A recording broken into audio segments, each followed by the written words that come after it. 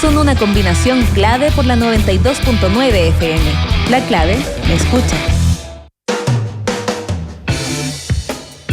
Estamos ya con la entrevista de esta sección. Estamos con la senadora de la UDI, Jacqueline Van Rysselberghe. Senadora, ¿cómo está usted? Hola, ¿qué tal? ¿Cómo estás? ¿Qué batatazo te pegaste, Jacqueline, en la tercera?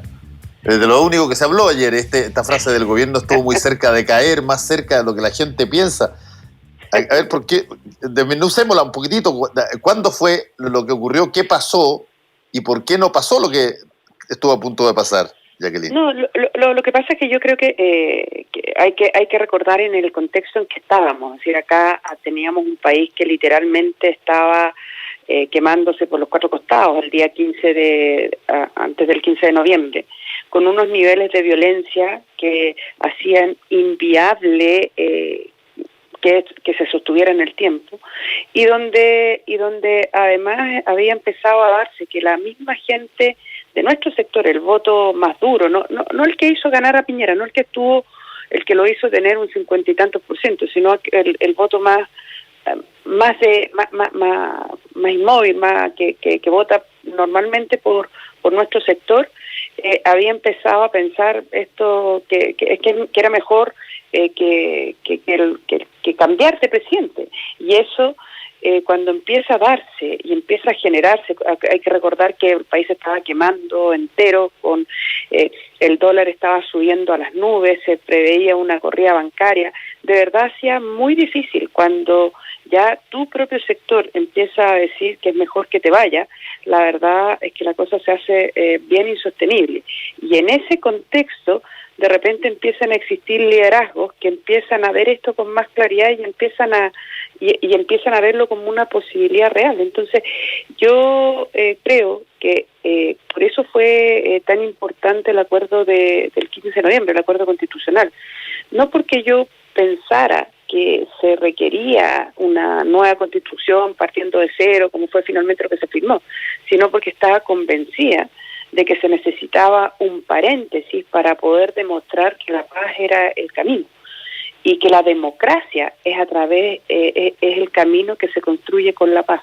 Entonces, creo que de verdad estuvo bastante más cerca de lo que la gente cree y recuerda. Ahora, estamos conversando con la senadora Jacqueline Van Rysselberghe. Jacqueline, ahora, ¿cómo se materializa o se podría haber materializado eventualmente? Imagínate, en tu imaginación, ¿cómo se podría haber materializado una situación como la que tú alertas que pudo haber pasado, que era la salida del presidente Piñera?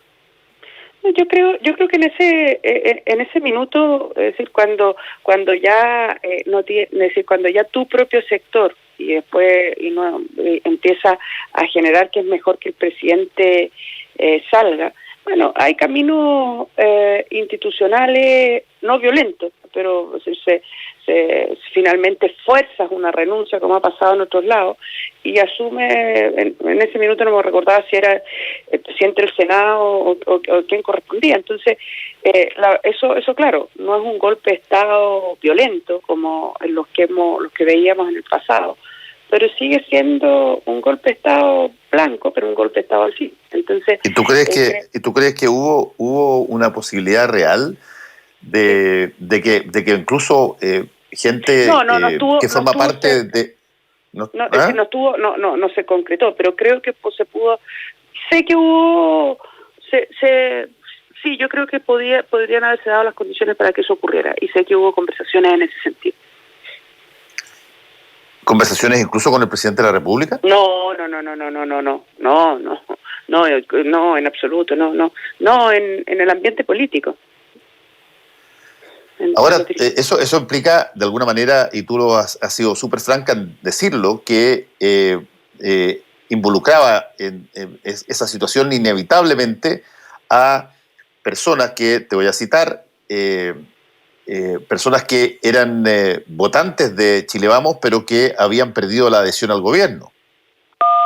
Sí, efectivamente, lo que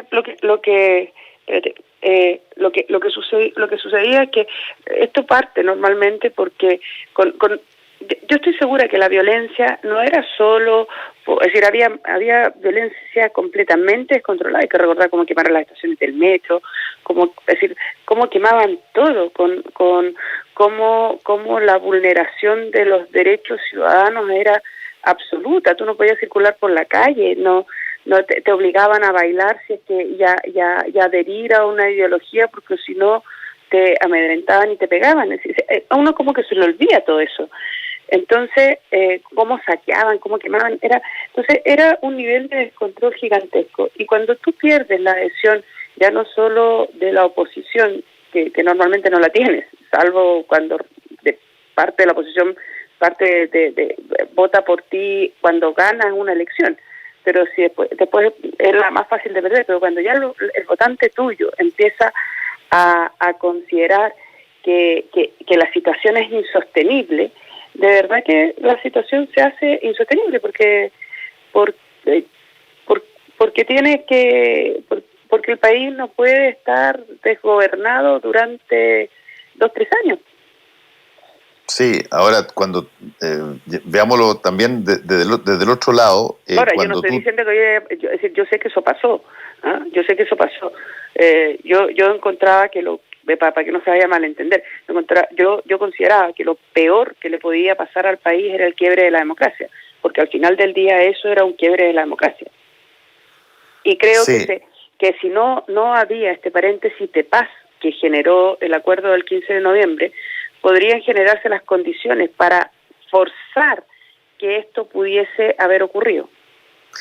Jacqueline, te lo pregunto así directamente.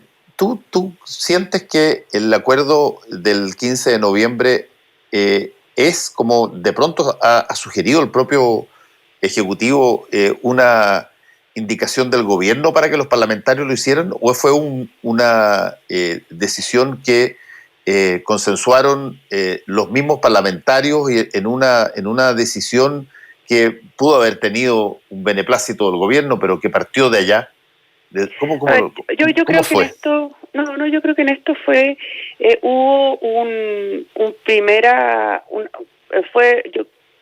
yo esto nunca lo he conversado con el presidente Piñera, pero yo creo que el hecho de que ese día que habló, creo que fue el 12 de noviembre, y que estaba de verdad el país ardiendo, y que dijo que le iba a dar una oportunidad al diálogo y a la democracia, al no volver a restablecer el estado de excepción y sacar a los militares a la calle, que eventualmente podría haber terminado con enfrentamientos muy fuertes y eventualmente con fallecidos. Eso es política ficción, pero esa fue una decisión de él, ¿eh? De él, que donde él apostó, digamos, no sé si apostó es la palabra, pero donde él pues, decidió darle una oportunidad, tal como lo dijo en ese discurso, darle una oportunidad al diálogo, en donde muchos no, y yo me incluyo, era bastante escéptica de que se pudiera dar este paréntesis, y por eso creo que esto no es mérito de los parlamentarios, no fue mérito del gobierno, fue mérito de todos, porque el presidente se atrevió a dar ese paso. Y yo creo que, por lo menos en el Senado, hubo la altura de todos los sectores para poder tratar de construir un acuerdo donde se demostrara que, por muy profundas que fuesen las diferencias, estas tienen que zanjarse a través del diálogo y no a través de la violencia. Y creo que ese es, más que la nueva Constitución, más que todo, creo que ese es el gran valor que tiene ese acuerdo. El acuerdo que en donde creo que la política demostró ese día, y eso generó un paréntesis dentro de esa violencia, que el diálogo es el camino para acercar las posiciones.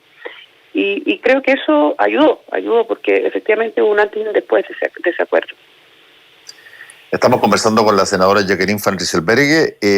Senadora, ahora vamos ¿cuál es la interpretación tuya, Jacqueline, de lo que ocurrió en las elecciones de la UDI, donde gana Javier Macaya ¿Y qué significa eso? Yo hablé con él, lo entrevisté aquí, él planteó y lo dijo directamente que le parecía que la presidencia tuya había probablemente tenido menos capacidad de diálogo que la que él quiere tener. Y que la gente lo entendió así y por lo tanto lo votó en mayoría. Sí, ¿Cómo ves tú la situación? Lo que pasa es que Macaya no estaba compitiendo conmigo. Sí, es cierto, estaba compitiendo contra Víctor Pérez, pero entendía que Víctor Pérez era una continuidad. Sí, no, pero se equivocó adversario, porque yo no estaba compitiendo. Lo que sucede es que yo creo, de hecho yo no quería participar en la campaña porque no quería justamente que me usaran, que se usara los 4 años de gestión que tuve como una especie de plebiscito, ¿te fijas? Y de hecho, cuando irrumpió Longueira en la carrera interna de la UDI, yo no estaba participando. Es decir, yo conozco a Longueira, entré en política cuando él ya era un político consumado y lo conozco desde hace muchos años y por lo tanto le tengo cariño, pero igual como le tengo cariño a otro Loma que estaba apoyando a Macaya.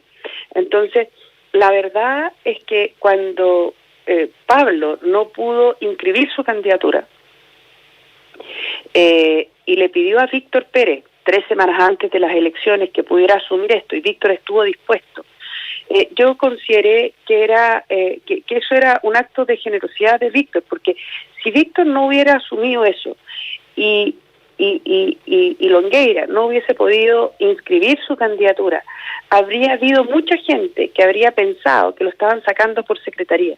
Y eso habría generado dentro de la UDI un conflicto interno muy fuerte, muy grande. Y por lo mismo, cuando Víctor decide asumir esto 3 semanas antes, con el riesgo que significa hacer una campaña de 3 semanas, porque la verdad es que más allá de que Javier cambió el rol con la diputada Hoffman a última hora, venían trabajando desde antes del plebiscito, es decir, en la campaña interna. Entonces, creo que uno no podía dejarlo solo a Víctor. Además, yo lo conozco, amigo, es de mi región. Y además creo que el hecho de que él no tenía proyecto político personal, sino que estaba dispuesto a ayudar, era creo que habría sido un gallo dialogante, es un tipo que conocía la UDI, y por lo tanto me parecía a mí que desde esa perspectiva uno no podía dejarlo solo. Y por eso creo que, además de que creo que lo habría hecho muy bien, estuve dispuesta a ayudarlo y ahí me sumé. Entonces, claro, Javier no compitió conmigo, por lo tanto yo creo y le deseo el mayor de los éxitos y voy a tratar de ayudarlo en todo lo que pueda, pero yo no era su adversaria. Sí. Ahora, si es que Pablo Longueira hubiese podido postular, ¿tú hubiese votado por él? Es muy probable que sí.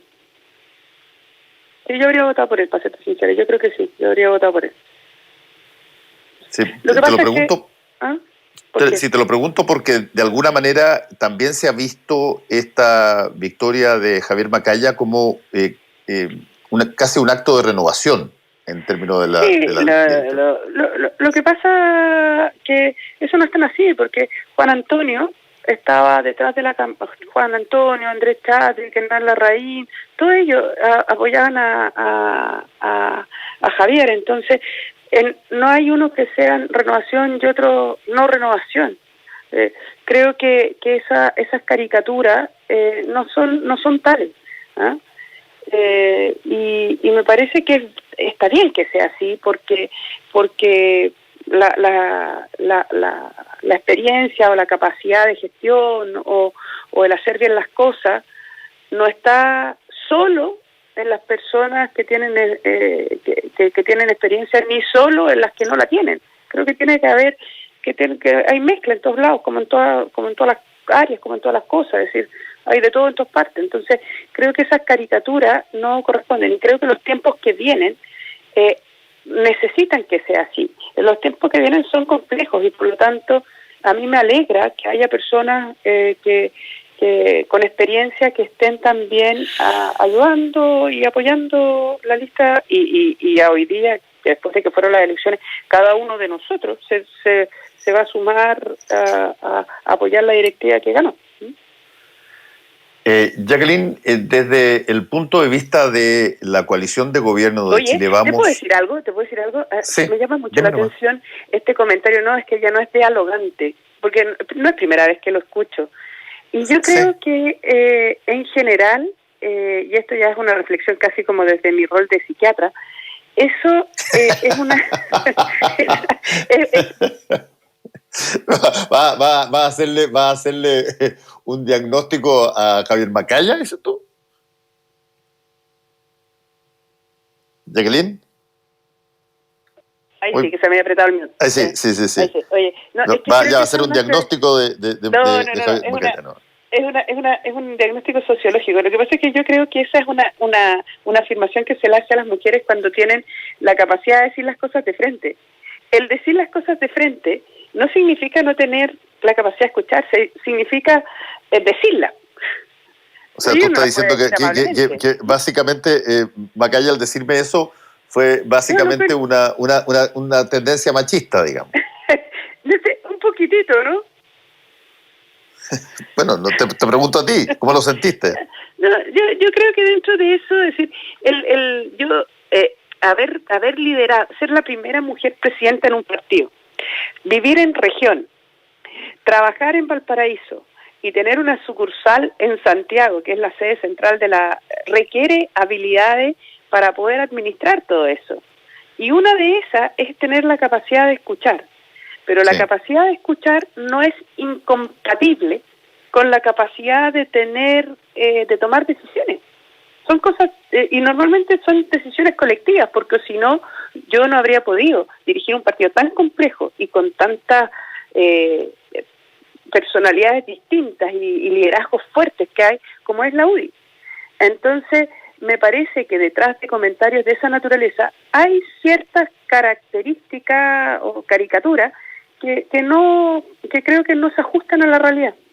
Y eso ahora preguntándotelo en serio y para tu sector y tu partido, ¿eso es algo, si tú quieres, estable? Esta visión de que quizás por el hecho de ser mujer no cumplen con características que se espera que hagan los dirigentes masculinos. Te lo pongo de otra manera. Yo yo creo que, y esto no es una cosa de la UDI ni de mi sector, creo que en general de la sociedad, a mí me parece que cuando hay una mujer que tiene un cargo de autoridad y ejerce, y es capaz de ejercer esa autoridad con las características propias de su personalidad, genera un ambiente mucho más hostil que cuando eso mismo lo hace un hombre. Es decir, te lo pongo en fácil. Cuando una mujer toma decisiones, el ambiente te dice, ¿qué se cree? ¿Y a quién le preguntó? ¿Y por qué? Entonces, un hombre que toma decisiones suele ser un líder. Pero, una mujer que toma decisiones no es vista con mucho mayor recelo. Y eso, pero tú estuviste 4 años, Jacqueline, y eso... Porque soy eficiente. Ya, pero eso no lo planteaste nunca así, por lo menos yo no te lo había escuchado. No, porque creo que parte de la habilidad, dado que ese es el diagnóstico que yo tengo y que lo viví cuando fui intendenta y un montón de cosas, creo que uno tiene que perseguir objetivos, y mi objetivo era conducir la UDI y poder lograr consensos para poder mantenerla unida. Que recuerda que nosotros cuando asumimos la UDI venía saliendo de una crisis fruto de toda el tema de las platas políticas, el financiamiento irregular de la política, sí. Exactamente. Entonces veníamos saliendo de una crisis en donde daban a la UDI como casi moribunda y por lo tanto necesitábamos unir la fuerza, y para eso, como buen médico que soy, uno hace un diagnóstico y teniendo el diagnóstico ves cuál es la mejor receta, y la mejor receta no necesariamente es el enfrentamiento.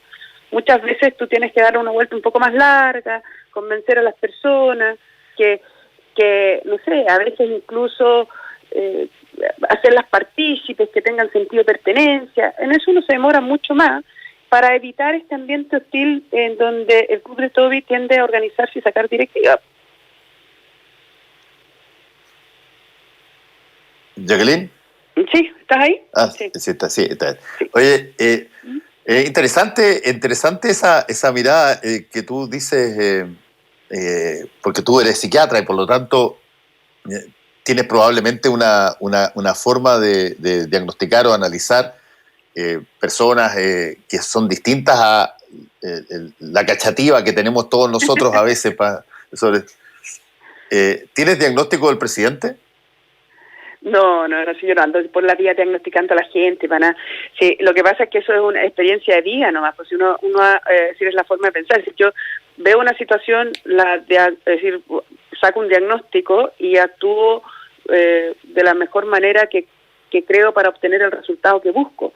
Yo en términos del presidente creo que le ha tocado súper duro, es decir, hay una mirada súper crítica, no solo de la oposición, sino también de nuestro sector, y eso no es ninguna novedad, lo dicen las encuestas. Sí. Pero creo que nadie estaba preparado para poder primero enfrentar el estallido, porque uno dice, la gente de nuestro sector dice, pero ¿por qué no sacaban a los militares a la calle? Sí, una cosa es que salgan a la calle a ayudar, pero la otra es que es generar una especie de enfrentamiento que termine con muertos. Eso puede terminar en una situación muy dramática. Es decir, era muy difícil poder manejar las dos cosas. Es decir, más allá de que uno, cuando mira retrospectivamente, siempre puede ver cosas que se pudieron haber hecho distintas o que uno habría hecho distintas, pero no era fácil. Y después no terminábamos eso y llega la pandemia. Entonces, creo que con una oposición, o por lo menos con una parte de la oposición, que de verdad es muy, pero muy obstruccionista. Entonces, creo que él, más allá de sus características y sus virtudes y defectos que tiene como cualquier persona, creo que ha tenido fortaleza para poder enfrentar todo esto y no derrumbarse anímicamente como le podría haber pasado a otra persona. Sí. Jacqueline, ¿cómo estás viendo tú básicamente todo el proceso que se viene encima en términos constitucionales? ¿Sientes tú que la discusión que va a haber, la convención propiamente tal, durante todo el tiempo, mantienes que es un camino que le puede dar... básicamente mi pregunta es, ¿eres optimista respecto del proceso o eres pesimista respecto al proceso? Como dice el refrán, entre Tongo y los vilos, regular, porque creo que hoy día, creo que la violencia está instalada hoy día como mecanismo de diálogo, ¿ya? Es decir, cuando nosotros vemos al presidente del Partido Comunista diciendo que va a sitiar físicamente la constituyente para poder lograr los resultados que ellos esperan, la verdad es que un parlamentario, es decir, que se supone que es cosa de ver la palabra parlamentar, es decir, que está para hablar, para demostrar que el diálogo es el camino. Creo que eso probablemente no lo habríamos visto, ni nadie se habría atrevido a decirlo hace 5 o 6 años atrás, ¿ah? Entonces, me parece que hoy día, si bien se condena la violencia, en muchos casos se condena de la boca para afuera, y se condena en algunos casos, ¿ya? Y creo que eso finalmente, si elegimos constituyentes que se dejen amedrentar por esta violencia, podemos entrar a una espiral, porque no son tantos los que hacen daño, los que funan, los que te amenazan por las redes sociales, pero son intimidantes. Entonces, y esto lo digo no solo para los de nuestro sector, sino también para los del frente. Hay que recordar cuando Ricardo Lagos Weber presentó en el primer 10% una indicación para que las personas que no habían bajado sus ingresos y tenían ingresos altos pagaran impuestos por el retiro, para que esos impuestos pudiesen ser después reinvertidos por el Estado en las personas más vulnerables. lo amenazaron a través de las redes sociales y ¿qué es lo que hizo? Retiró la indicación. Entonces, cuando tú empiezas a legislar o a gobernar por amenazas o por populismo, creo que es complicado. Y mi única esperanza radica en que quienes sean electos constituyentes de todos los sectores sean personas que tengan la fortaleza suficiente para poder, construir la nueva Constitución en base a sus propias creencias y no en base ni a los aplausos del matinal, ni al miedo a la funa o a la amenaza. Porque tiene que construirse una Constitución que sea capaz de representarnos a todos, y no solamente a los del aplauso fácil, y tampoco solamente a los que valían la violencia.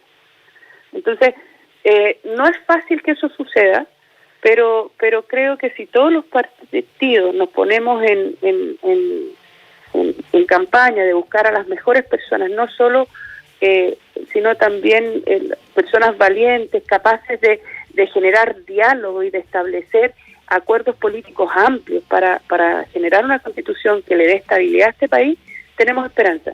Si eso no sucede y efectivamente tenemos el órgano constitucional sitiado y los constitucionalistas amenazados, oyendo todas las veces a los matinales para tratar de ser famosos, la verdad es que estamos en problemas. Y ya que estamos hablando de violencia, ¿tú tienes cuando como presidenta de la UDI, tuviste algún interés en... Sí, ¿tuviste algún interés como cuando eras presidenta de la UDI por transmitir la preocupación por los actos de violencia que tenían que ver con, por ejemplo, las personas que fueron mutiladas por balines y todo lo demás, toda la parte que fue constatada por las agencias internacionales? Eso, ¿cuál fue la labor que tú hiciste o que hizo tu partido? Lo que pasa es que yo creo que acá hay que dar tres cosas. Si yo creo que un país que quiere salir adelante tiene que hacerlo, como lo he dicho, a través de la democracia.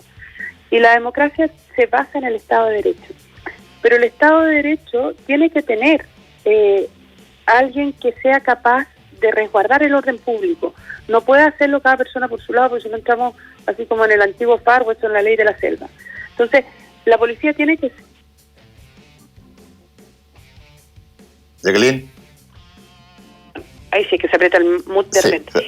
Oye, ya. En todos los países, y en Chile también, pueden existir situaciones en donde personal de las fuerzas policiales hagan un uso abusivo de la fuerza. Y eso está mal y tiene que ser condenado, ¿ya? Ahora, también creo que la policía, tanto carabineros como investigaciones, tiene que tener la posibilidad de usar la fuerza legítima para controlar el orden público. Porque si a mí me están quemando o me van a ir a saquear mi negocio y no quieren que yo me defienda y me empiece a armar, como está sucediendo en el sur de la Araucanía, para poder defenderme yo misma, tengo que tener confianza en la policía. La policía tiene que tener atribuciones. Y si en ese uso de la fuerza legítima suceden situaciones que sean sospechosas, en donde hubo un uso abusivo, tienen que ser investigadas. En nuestro país existen los tribunales independientes. Nadie puede decir que los tribunales están manejados por el poder político, eso no es cierto. Y por lo tanto los tribunales tienen que investigar. Y si llegan al convencimiento de que alguien hizo un uso abusivo, tiene que ser condenado. Pero creo que también se tiene que entregar las facultades, como existe en Estados Unidos, como existe en Europa, como existe en todas partes, de que la fuerza policial pueda restablecer el orden público. No es posible que alguien esté robando o saqueando un supermercado o una farmacia chica o un negocio o lo que sea, y los carabineros no puedan actuar porque si no son después pasados a los tribunales. Creo que eso hace que la gente empiece a tener que tener, y creo que era el problema que estábamos teniendo en el 15 de noviembre, estábamos llegando a una situación en donde la gente estaba empezando a pensar que se tenía que defender solo. Y eso termina con la democracia. Jacqueline Van Rysselberghe, senadora de la UDI, muchas gracias por este contacto con Combinación Claves. Que te vaya muy bien. No, muchas gracias a ustedes, que estén muy bien. Chao. Que pasen feliz fiesta. Volvemos con Combinación Clave. La clave me escucha.